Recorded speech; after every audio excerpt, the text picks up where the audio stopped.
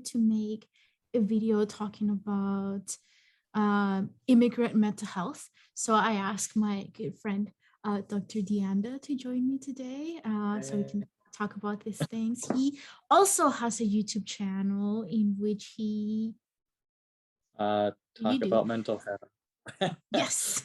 I'm all fancy, just mental health. Yeah. My channel, you can. I made my best did my best to make it really easy to look up. Dr. space Deanda, no space. Should be one of the first ones there. I'm kind of similar goal with you. Is just I do videos on making subjects that very simple to understand. I keep jargon out of it, if that makes sense, like what diagnoses are about and that kind of stuff. So talking about mental health in an easy way for us to understand what it's about, like without using any jargon or anything like that. I see too many videos, which is what I like about your content also, by the way, that speaking of that, what I like is that we don't focus on putting jargon. It's like we don't have an ego to meet, if you will, in the videos that we record in the channel. It's just about putting the content and the information out there for people to benefit from it, right? It's not like so we can like sound fancy professionals and pat ourselves in the back like, hey, it's just very simple, straightforward, easily understandable for people in the who may not have experience in the clinical field, for instance, or who. It has nothing to do with the fact that I forget all the fancy jargon and stuff. It has nothing to do with that. That's just a nice coincidence. Yeah.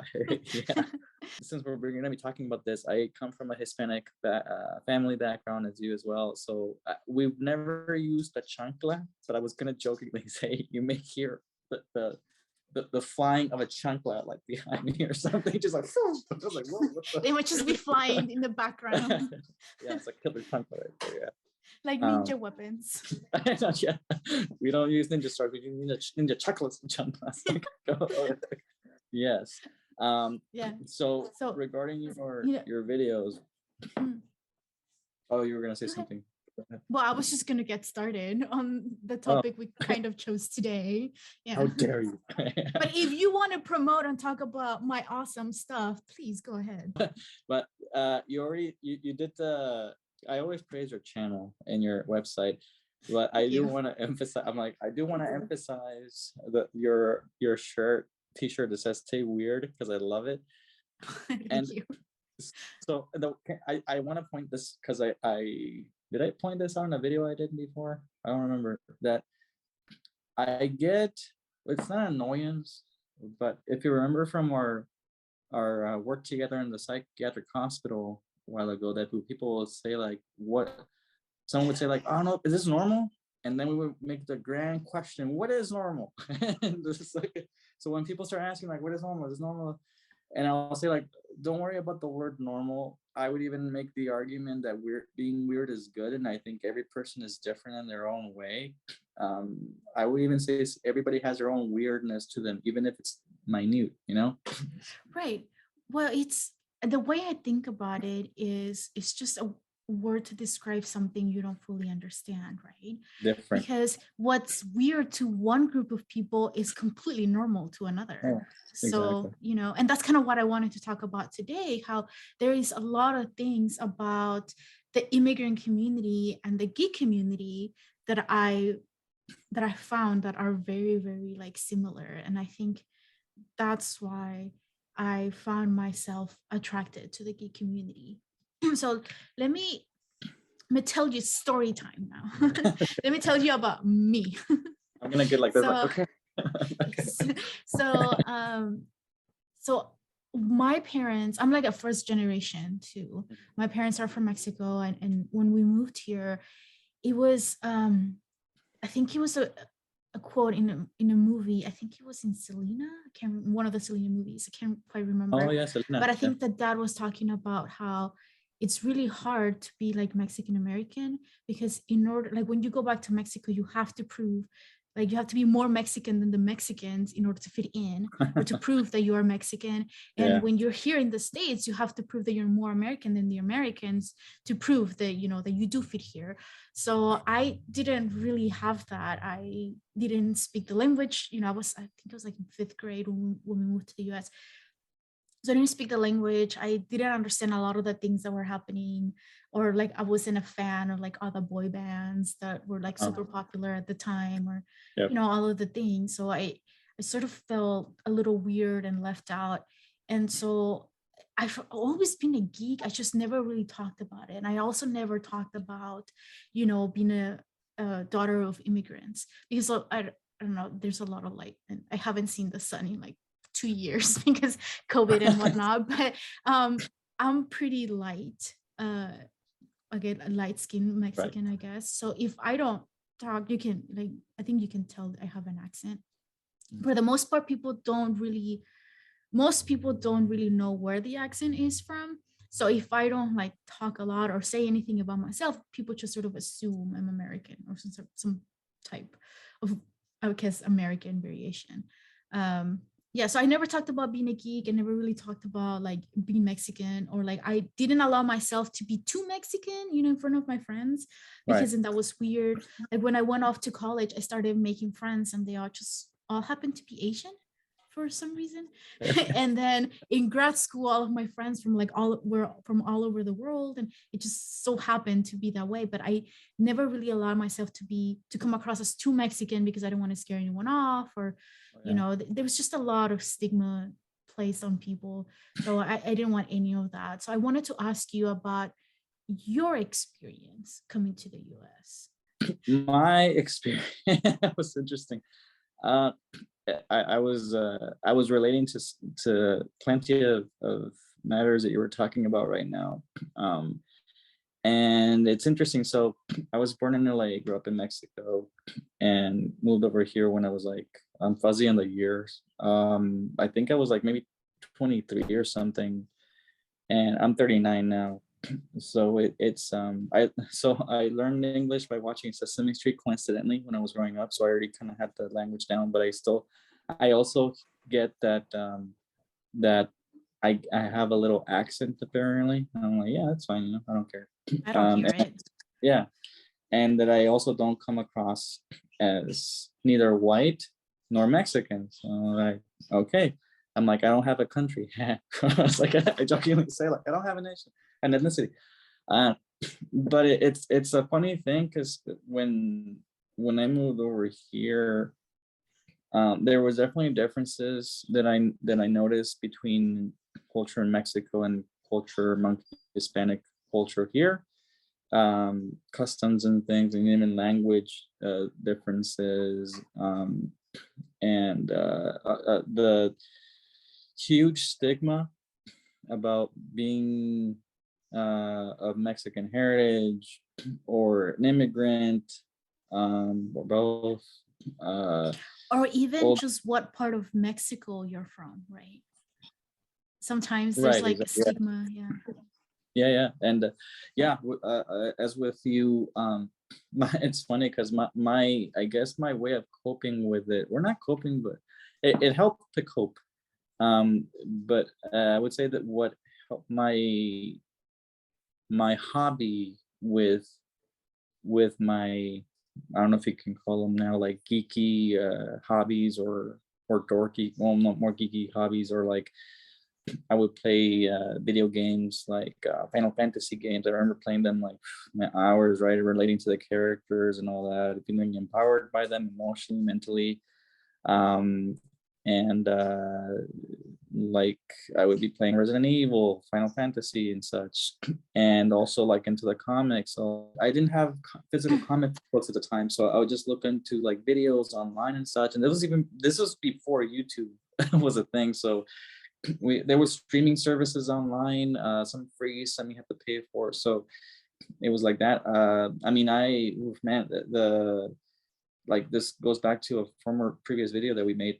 Um, when the first X-Men movie came out, oof, I mean, it was a game changer because like I didn't see the original movies like from the must have been like 1980s or something. Like it was like there. If you can see them back, if you look them up on YouTube, not the full movies, I don't think they're available, but like skip it stuff like scenes of it. They obviously was in the infancy of special effects.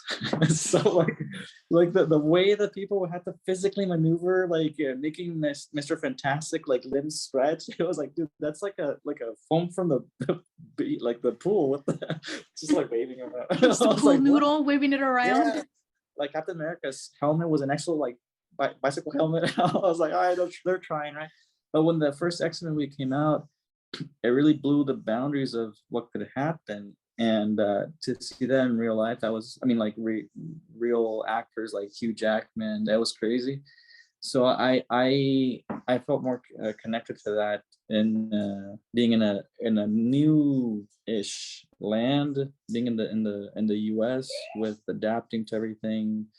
Academic system, for instance, the grading system was different. So it's yeah, like another thing I would say that was different for me is that I started to notice, like, for my friends in Mexico, it's very common in Mexican culture in Mexico for everybody, for people to have a university degree. It's very common. It is so common. Over here, it's almost like it's so scarce. Like you barely see that, right? It's like you graduate high school, then you start working or something. I was like, okay, and people down there also work, but we got degrees from university. It's a, and I'm barely touching the surface on that because the financial system with the universities in Mexico, it's quite different from over here. Also, right? So yeah, I mean, yes, it was an interesting, and just seeing how much geek culture has evolved since then. It's I Well, remember.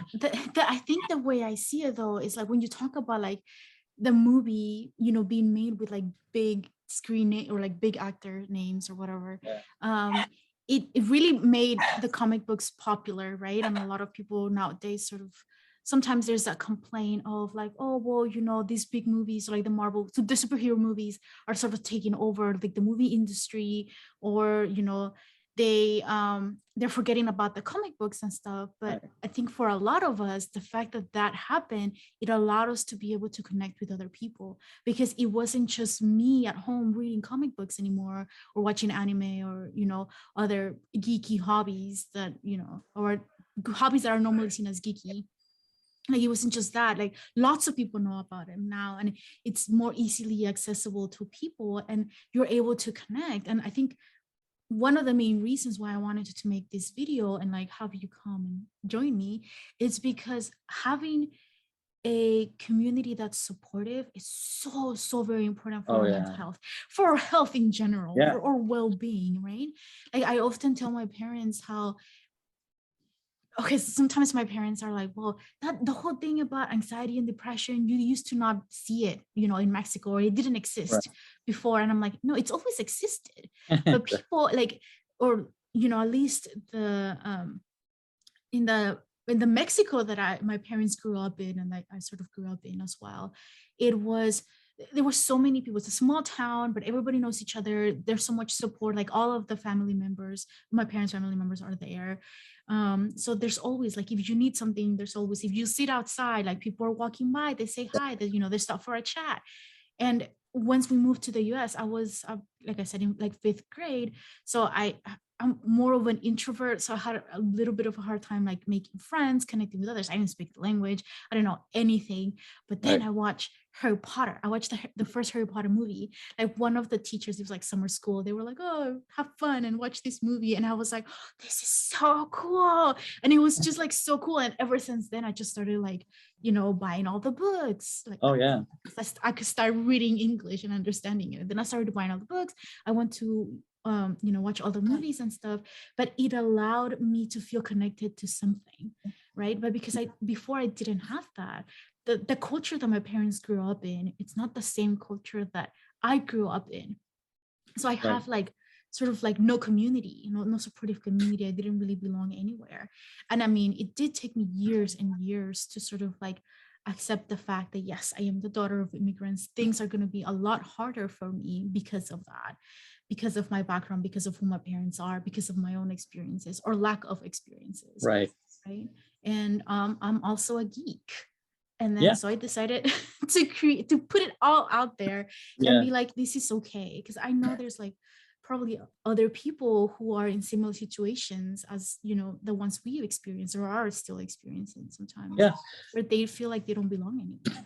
And to add to your point, the word that came up to me as we were talking about this, I mean, from listening to your perspectives and stories, is that when those first movies came out, I think the word that came up to me was like it validated the theme, the culture, and everything, right? I didn't have to. It was fun.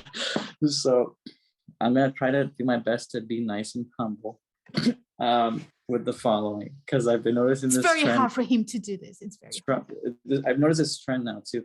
So before it was very taboo to be into comics and cartoons, if you will, right? So much though that I would get crap from my own dad back in the day, like, "Oh, you shouldn't watch cartoons like The Simpsons and whatever. This you're not a kid anymore, right?" So to commemorate, to honor my inner kid, growing up, I mean, like now, right? In my last semester of grad school, I took a child therapy class. So when I took one of my last classes in grad school was the doctorate level, was a child therapy class. And we started to learn about the psyche and the inner kid, and even with adults, right? So to honor my inner kid at this point, right? I bought myself, I don't think I ever told you this one, I bought myself online a picture frame of Marvel Comics, like main characters like Spider-Man is in it, Wolverine, Captain America, Hulk, Iron Man, and Thor, I think. But they're all reading comic books together. Oh, And I cool. have a picture framed in my on the wall. And I was like, when my folks before they would see it, it's like, oh, that's pretty cool. Like, I'm not getting crap anymore. Okay, like that's cool. And the piece that I was talking about with trying to do my best to be a humble person about the following is that before it was taboo, like to even come across as like knowledgeable about comics. Now, I mean, it. I am grateful that people are more accepting of it and they like the movies and stuff. And now even people who didn't know anything about them and now are like so into it. Here's a humble part. So for me, like I will even see like YouTubers talking about like Marvel comics and the movies coming up, but they don't know everything. So for me, it's like, it's this. I'm like I'm kind of like screaming at the phone, like, it's this. How can you not know this? So that's my humble piece part of it. It is very interesting to see that the change of it. Now it's perceived as cool, as acceptable. Someone I For the think it was like, most part, I think. yeah, For the most part, I agree. yes. But there's still a little bit of a stigma because one of the main things that I do on like my website and my social media is like I like to talk about how for geeks, self-care might look different. So self-care for Sure. us might be playing video games, reading comic books, writing fan fiction, creating, you know, fan art or whatever. But people sometimes that's still not highly understood quite yet how like that has benefit for us, but it's something that we love. Like, So you know, if people love collecting Starbucks cups or like, you know, getting facials or like taking bubble baths, and that's great for their mental health. And sure. for us geeks it's a little bit different, you know. I'll share a story that fits to your point. So some years ago, I think it was must have been like in 2019, I went to this presentation in the Psychoanalytic Institute here in San Diego, and this gentleman from Mexico, bilingual, I think he's I'm not sure if he was a psychiatrist or psychologist over here as well, in Mexico and over here, right? But the dude had a background in computer science, and I love his business card. It says psychoanalytica with a little la arroba, the at symbol, Yeah. and the word, right? I'm like, okay. And he was talking about how he uses like um approaches like computer gaming to do therapy with clients, right? And he was talking Oh, about this one patient who he actually went on I think it was an RPG game mhm. online with the kid. It was all online, and actually it was therapeutic. How he was saying like how was it therapeutic? Because we saw improvement in his behavior and in his mood and in his school performance as we were playing more and more and more.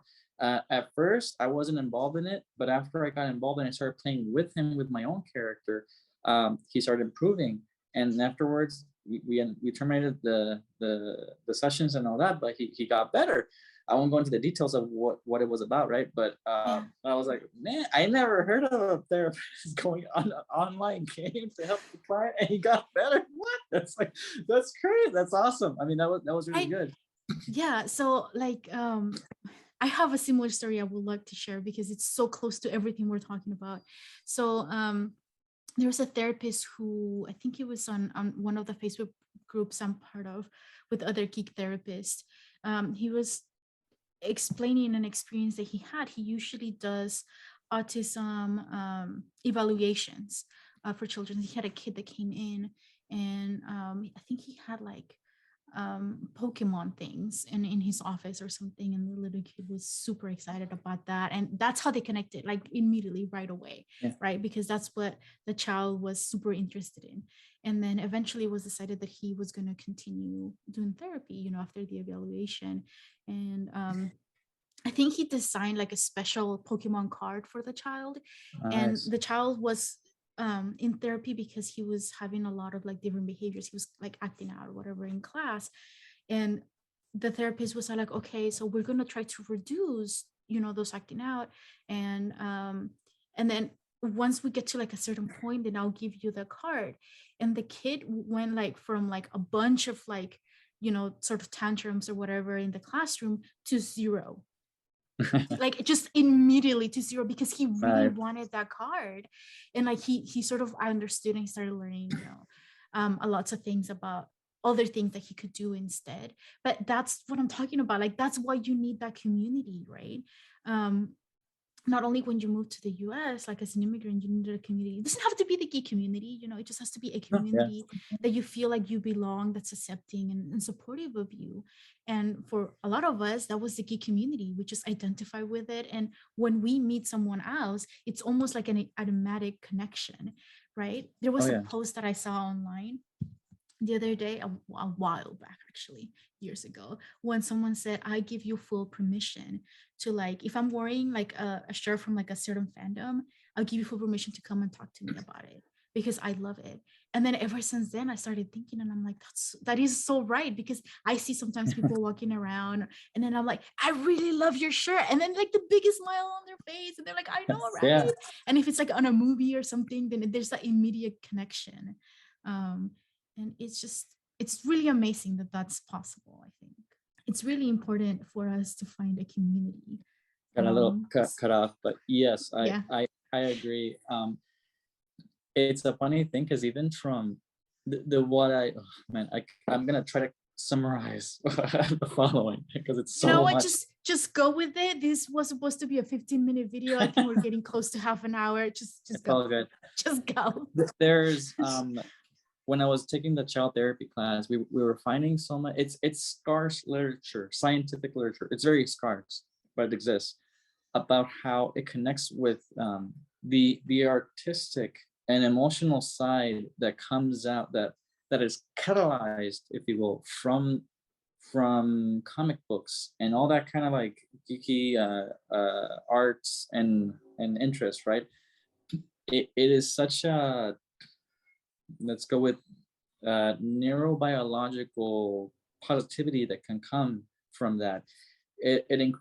It helps so much to engage the emotional core of someone with the values, right? If you identify with a character from anime or Marvel Comics or DC Comics or any kind of comic book, it is such a it can strike the emotionally so strongly. Dare I even say the soul? What do I say soul? Because I mean we can't really touch the soul, right? But the way you feel sometimes words and emotions do not do it justice. It's not just as simple as saying, oh, this makes me really happy. The emotion goes far beyond what the word can convey, if that makes sense. Like, Yeah. I'll give you an example. When I went to watch Spider-Man No Way Home, and at some points in the movie, I know the audience went like, oh, but it was like unanimous, right? And one of my close friends, Asher, who we might have in another video in the future, he mentioned, man, this is what I like about Marvel movies, that these Marvel movies tend to be the ones that are really good at unifying the whole audience. It doesn't discriminate who you are, where you come from. We're all one big group united for one thing. And I was like, dude, I mean, yeah, you call it, because I can't remember any other kind of movie that does this kind of thing. It's maybe you feel united, like, yeah, kill the villain, that kind of thing, but not like a, oh my god, romantic flick, sure, okay, yeah, but like to cheer for like a superhero, like, and like Spider-Man, for instance, it's not like saying, hey, Hercules. It is such a different kind of superhero and character. Spider-Man is like the OG almost of Marvel Comics. Well, It's so that's my brother's favorite superhero. So I've had a lengthy conversation with him about it. And we yeah, sort of both came to the conclusion that he's sort of like one of the more human and relatable comic yes, books. Yeah. So you yeah, just want to root for him, for things to yeah. get better, for him to like have a happy life. Yeah. So you just want to root for him. And that, and what I like, the work you're doing with incorporating like anime to therapy and other forms of geek, culture to psychology, is that it is really opening up an avenue for other practitioners to help clients and people, forget the word clients, just people, uh, connect to that biological part of them that is associated with emotions, with creativity, with the with their balance, right? Because it is possible, unfortunately, for in the clinical field to become too scientific, too medically focused, right? And with these kind of approaches, it really does bring back the humane side to human existence. It's not just about symptoms, it's about more than that, right? It's about the psyche. And with characters, Marvel comics, DC comics, if you will, DC is a whole different venue in my view. So, anime, it does allow such possibilities to happen, and for people to open up more so. Even us, like I would even say, like with Jungian therapy, right? All the archetypes and symbolism. We can go for hours in terms of like, oh, you like asking a person, who do you relate with? Oh, Wolverine. Ooh, man, you can go into the psyche of how you project yourself into that character and what it brings out of you. The balance of the emotions with the mind body connection. And the Wolverine is an expert in martial arts. It was like, okay, so very resilient also, and you can bring out the strengths of that person, right? Former mentor of mine would say that we tend to notice the positives, the strengths in someone else, because it's a mirror of our own strengths that we notice in ourselves. Or The, maybe that not so much that we notice, but the strengths that we have and we haven't fully acknowledged yet, because I feel like exactly. that happens a lot more often, where we're like, we have nothing to offer, but then when Yes. we like actually like are talking to someone else, they see the things that we don't normally see in ourselves, the things that we're beating ourselves up over, or that we tend to push to the side or ignore as being normal, or everybody does that thing, but Yeah. it's who we are, it's our strengths. And I yes I yes, I agree with everything you just said. It's funny because even when thinking about like geek culture, right? It's not just comics. There's other like I have colleagues, close colleagues who into like Magic the Gathering. Like, okay, cool. Someone was asking me once, like, hey, so I mean, you study computer science, right? Like, yes, I never finished it, but I still I know enough a little bit, right? Like, okay, so would you consider that an art form? I was like, yeah. I mean, because, well, and here's why it gets so broad too. if you can show me a design, even in computer form, like computer language, right? Say you're building a website and it's in HTML format, or other ones that I won't mention, like CSS or whatever. And if I see, it's all good. If I see the code, and what comes to mind is just to describe it as like, hey, that looks beautiful. That's the Good. beauty of art, isn't it? Like anything can really be considered art. You just have to understand it enough Yeah. to be able to appreciate it, right? Yes. Just a little bit. And that's the thing also, like, from what I appreciate about geek culture also is, like, for instance, the oh man, this is gonna go into another, like, I was talking with a colleague of mine, friend, Asher, who's doing some sort of like superhero redemption therapy. That's his focus. And I was thinking, you know what?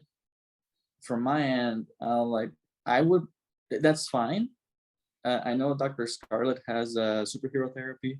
I was like, for me, what makes sense, those make sense. For me, is like, I was thinking, how about anti-hero therapy? Because sometimes let me put it this way.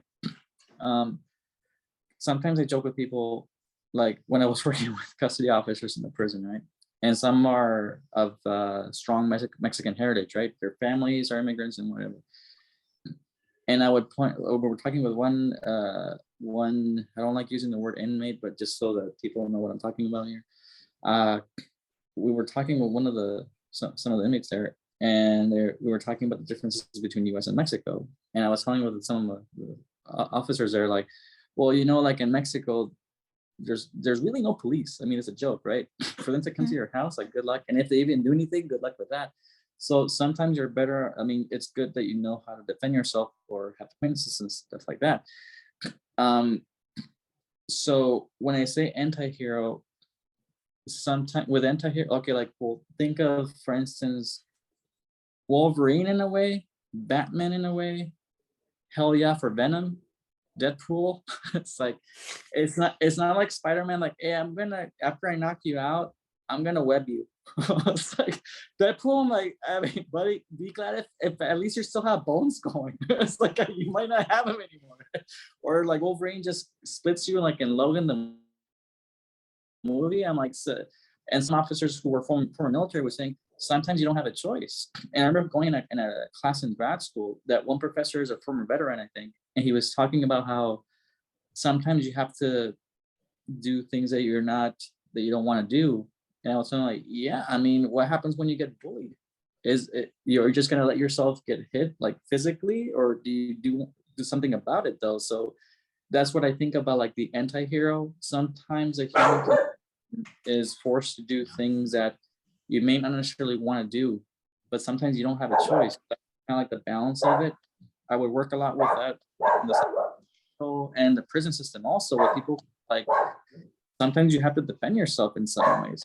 But it gets So okay, I'm gonna cut you off only because I think this is so very interesting, and my dog is going crazy now. But it's so very interesting, and I think it might be better if we do a whole episode on this, or a whole video on this, because I have a lot of thoughts, and it looks like you do too. So yeah, so we're gonna save this. So tune in to whenever I post this other video, so we continue talking about this, because this is very interesting. It's a very good point.